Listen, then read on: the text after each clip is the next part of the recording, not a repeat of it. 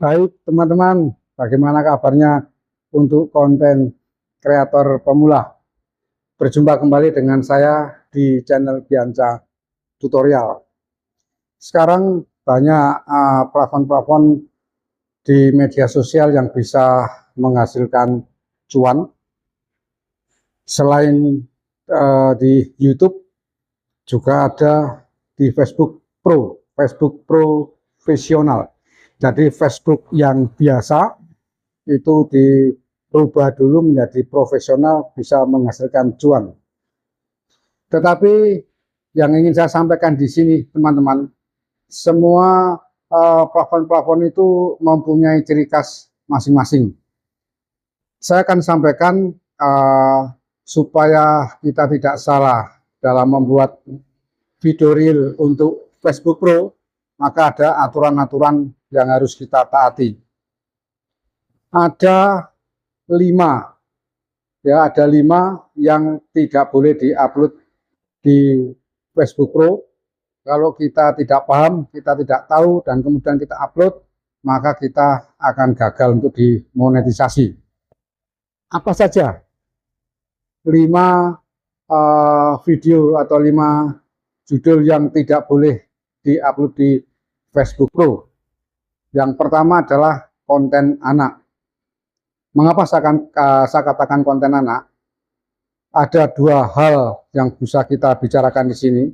Kalau kita membuat video tentang anak, kemudian di sana ada bapak, ada ibu, anak digendong bapaknya, atau anak bergurau kejar-kejaran dengan kakaknya, dengan temannya, itu masih bisa teman-teman. Tapi kalau yang kita buat itu hanya murni anak itu sendiri, ini yang akan jadi masalah. Karena apa? Di sistem Facebook Pro menganggap bahwa orang tua itu memanfaatkan anak untuk mendapatkan cuan. Jadi hati-hati. Kalau kita membuat konten tentang anak, libatkan teman atau saudara atau mungkin orang tua, sehingga bisa dimonet. Kalau kita hanya murni anak saja, nah ini alamat tidak akan bisa dimonet. Karena orang tua memanfaatkan anaknya untuk mencari cuan. Itu yang pertama tentang konten anak.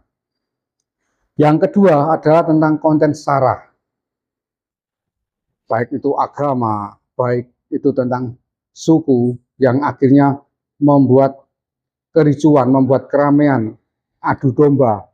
Itu jelas dilarang sekali oleh Facebook Pro, sehingga sulit untuk bisa dimonetisasi. Kalau kita membuat tentang kerukunan beragama, terus kemudian gotong royong, hal yang positif, betul tentang suku-suku di sini, karena banyaknya suku di Indonesia, juga banyaknya agama di Indonesia, ada persatuan, itu positif, jadi bisa untuk dimonetisasi. Tapi kalau sifatnya sudah mengadu domba, itu pasti akan coret dari Facebook Pro, tidak dapat dimonetisasi. Itu yang kedua teman-teman. Yang ketiga, tentang reupload. Reupload, kita ambil video dari orang ketiga, terus kemudian kita upload kembali murni, itu tidak bisa. Maka dianggap itu adalah suatu pelanggaran hak cipta juga. Tapi kalau kita ambil video orang ketiga, kemudian kita edit kembali, dan hasil dari editan itu merupakan karya kita, itu bisa. Itu namanya adalah reaction. Di real Facebook ataupun di YouTube short YouTube itu bisa. Jadi kita ambil video orang ketiga, kemudian kita edit sedemikian rupa, dari hasil editan itu akan menghasilkan karya original kita. Itu boleh teman-teman. Jadi bukan ambil video orang ketiga kemudian terus kita upload, itu jelas tidak diperbolehkan. Baik di YouTube pun juga tidak diperbolehkan. Kemudian yang keempat, itu konten yang mengandung kekerasan, ya. Misalkan perkelahian antar remaja, itu jelas tidak bisa. Jangankan itu, ada orang yang kecelakaan saja kita video kemudian kita upload, itu juga tidak boleh. Itu manusia. Binatang, misalkan pada saat Idul Kurban, pada saat menyembelih kambing atau sapi, itu kita videokan kemudian kita upload, itu juga tidak bisa dianggap konten kekerasan.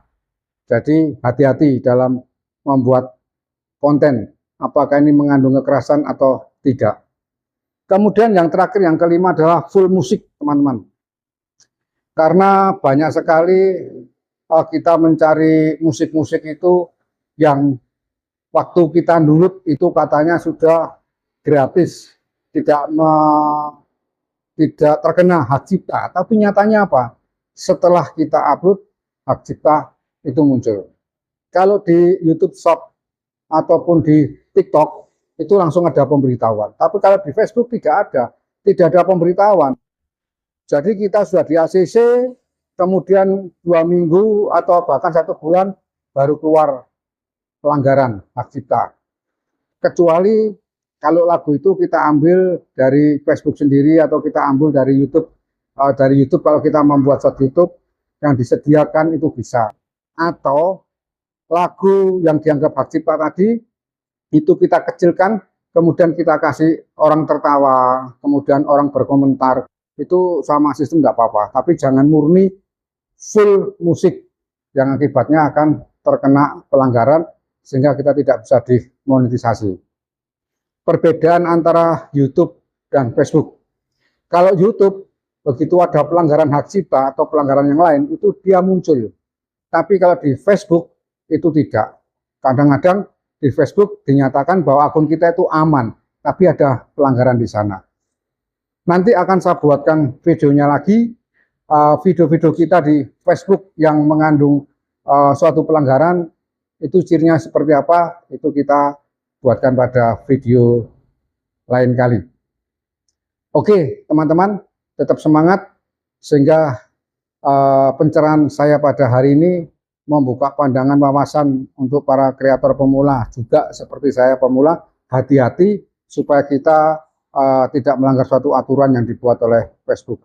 Salam sehat dan selalu sukses untuk semua konten kreator, khususnya pemula.